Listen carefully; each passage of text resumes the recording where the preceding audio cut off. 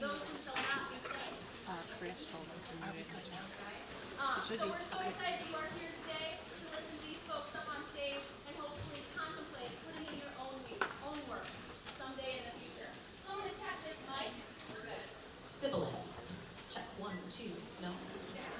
Okay, excellent. All right. So I want to welcome Megan Jong up here to the mic.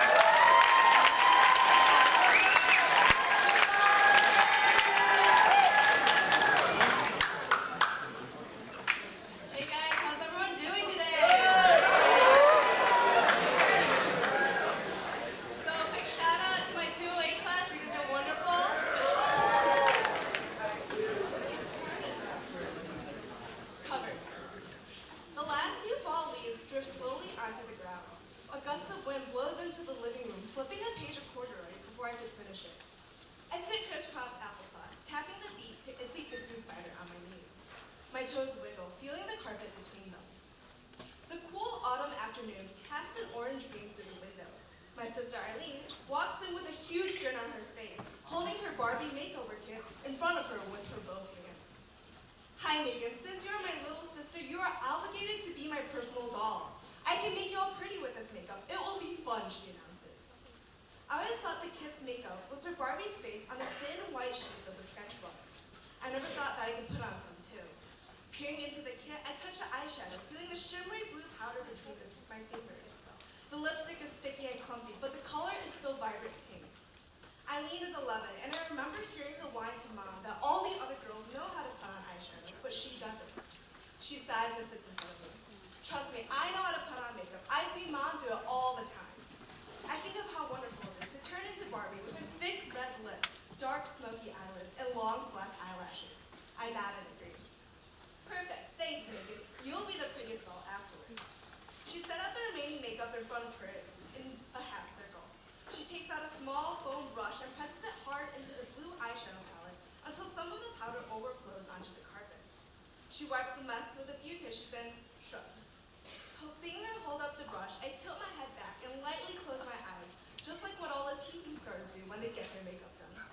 I feel her make a stroke with a soft brush on my right cheekbone.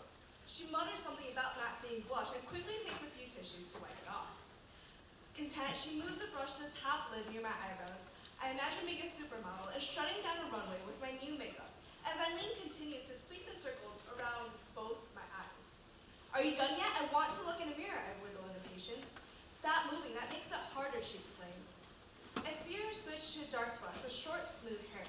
She digs it into the vibrant pink lipstick, getting the most she can all over the brush. I purse my lips as she brushes the color all over them and the skin around my mouth. At the last moment, skipping the brush, she rubs bright red blush onto her fingers and makes big strokes on her cheekbones. Voila, she smiles as she brushes off the excess powder on her clothes. Before I could go to the bathroom to relieve my suspense, Mom's voice fills the house. Eileen, Megan, where are you two? Did you finish homework yet? Tomorrow's Monday, she says, walking down the stairs.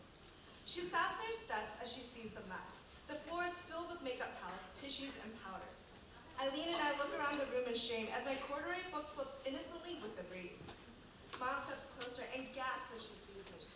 Don't let me look pretty, Mom? I ask as I stand up and skip to the bathroom. Turning on the lights, I'm transfixed as my eyes stare at the monstrosity in front of me.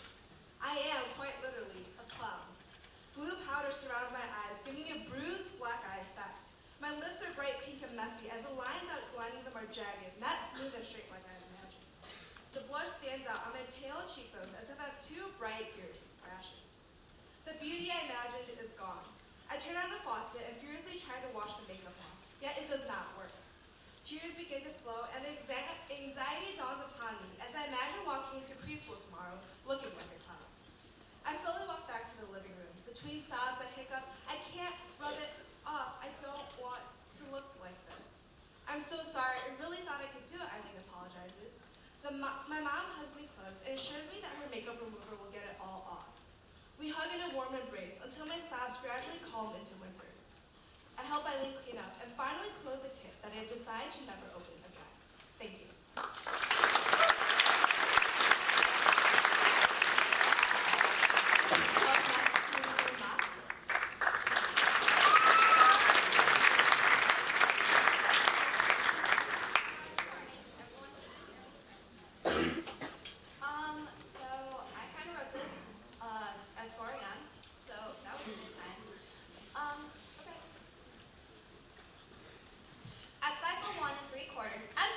on the three quarters, please and thank you very much. Getting people's attention is hard when they're all tall and looking up and away. So when I try to get them to look down and see me for once, I notice that I'm the only one who's affected by my efforts. I look down at myself so much that I end up hurting my body with the sharpest objects I can find to see what makes the most pain. All I wanted was simple, to be recognized and loved and wanted. But a little voice in my head screams to me, no, you don't deserve anything. But recovery and self-love scream, yes, you deserve all the love in the world. And I'm frozen, and like compliments to insults, I listen to the negative ones more until I spiral into the emptiness of disassociation, not feeling anything, but so aware of everything else. Nowadays, silence is as rare as finding Narnia, when there's no closet or conch shell to call me. When I realize that being this height in Chinese makes me blend into the crowd too often, unless I'm a genius saving the world or making a fuss when some 6'3" jerk comes and accidentally elbows me in the face, while looking up to go high-five some kid opposite the hallway and has the audacity to not even look back and apologize because, oh, he didn't see me. I make the decision to become someone who could take them on in battles. Someone so out there that no one could ever ignore me when I come booming into a room, double doors spread wide, my voice, the fanfare of trumpets and piccolos, with an S, all playing at once as loud as they can in their own out-of-tune way when they're just warming up. With my opinions now able to see the light of day, I speak loud and proud of my love for good representation in media, music, and feminism, which, check yourself, meninist, isn't making any minority group, including people of color, the LGBTQ+ community, and those with mental and physical disabilities, better than men. It's just making us equal. I'm not going to let someone be called gay from doing something like a girl. I've sat silently on the sidelines for almost my whole life, and the words can now fall in my mouth at any time they want. No filter needed here anymore. But the shadows still creep up on me, and like a discarded doll, I just lay there and take it. And even as I try to look out at the future, not up or down or behind me, I find my emotions burrowing themselves deeper in the pit where they resided for years. Do I still hunger for people to see me? Was it worth all this? The bloody fights in my head, it's all in my head, they said, with the voice egging me on, biting its nail to the nubs while waiting for first blood, kills a bit of myself every day, destroying what little sanity I have left in my sleep-deprived mind. The words have no more barriers to cross, but the panic attacks keep coming back, and the relapses don't stop, and the thoughts don't stop, don't stop, don't stop. I used to feel trapped in this cage made of whispered words woven together for the sole purpose of telling me to kill myself. But now I know that I live here, so I guess I'll just have to get used to the demons that now share everything that I used to call my own.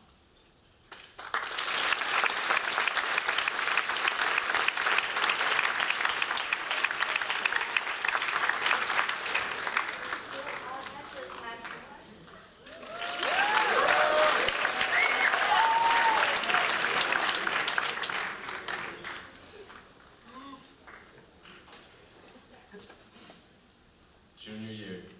What's there to really say? It's probably the most hectic year we have for academics throughout our high school career. Whether it's studying for our courses to try to nail a 30 on the ACT. It's the year we start to put life into actual consideration, sitting back thinking, wow, I'm halfway out of here and I still have no idea what I'm doing when I graduate. We start to interact with different friend groups, different activities, clubs, etc. Junior year, for me, has been the first year I chose not to play sport. It was a pretty tough decision for me to make, but what made it even harder was everyone around me. Whether they were my closest friends and family members, or classmates and teachers that just couldn't seem to wrap their heads around why I chose not to play. You should have played. What are you going to do now? Why would you quit? You're just quitting the party. Imagine what my mind was going through, how all of this was landing in my head. I started to disregard my feelings, my way of being, automatically letting all of these questions and comments get to me, letting them take full control of how I start to view myself and my freedom of choice. Now, how many of you guys have ever been put in a position where everyone starts judging you for no apparent reason?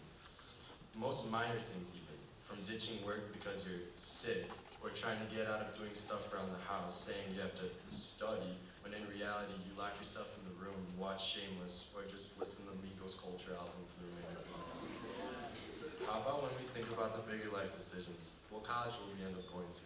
What we want to do when we're older? How far we want to go away from our homes because of school? all been put in times where everyone's constant opinions about what and how we choose to do what's best for us take on a negative toll throughout our mind, leaving us second-guessing ourselves and automatically setting aside what we feel is best for us. Why do we do this? It's because we're naturally scared. We're scared about what people think about us. We're scared about how we will be viewed in society. This buildup of negative thoughts isn't good for us, especially during the time where we're trying to do well in school, as well as balancing out a social life. Eliminate these thoughts. How I see it, the more you start putting your head to opinions being made by you, the worse things get. You start to overcapitalize situations, making things harder on you than they really are. For what? So what someone thinks your choice of where you want to go to college is considered low for you. So what people think what you're majoring in is stupid. Even though these opinions may be coming from those that are most important to you, whether it's your family, your friends, or your teachers, all of these people have one thing in common. They think they know what's best for you, when in reality, only you know what's best for yourself. Now, don't get me wrong. Some of these people truly want what's best for you and want you to make the right decision in their terms. That's when things start to shift. If your decision is opposite from what they think your decision should be, they'll start to manipulate your head with their own opinions, trying to get you to change your mind. At this point, all you can really do is be positive, trust your own gut, and be true to yourself, knowing you will make the right decision. Because in reality, life is too short to worry about what other people have to say about us. All of these thoughts and assumptions going through our heads are so temporary that there really isn't a point to stress about what people have to say about us. I can't emphasize that enough. The more you start to block out the negative feedback you're getting and start correlating all the positive thoughts you have by yourself and your decision making, then your life will start to change in a better and more enormous way. You'll start to disregard what people think about you. You'll start to feel more satisfied with yourself. You'll never be able to please everyone in life. That's just how it works. But what you can do is please yourself. And when you start making decisions based on your own regards, you'll notice that the people surrounding you will be happy that you made the right decision for yourself. There's so much more in life that you just sit in a spot and dwell on the fact that people judge you for choosing to do something that you think will better you in the long run. I know this because I went through the exact same dilemma, and it can be really hard at times. But what I've learned from this situation is that if you continue to look at things with an upside, then things will take a turn for the greater good. Because in the end, all of us were put on this earth for one reason, and that is for us to be happy and for us to choose how we will be happy. Thank you.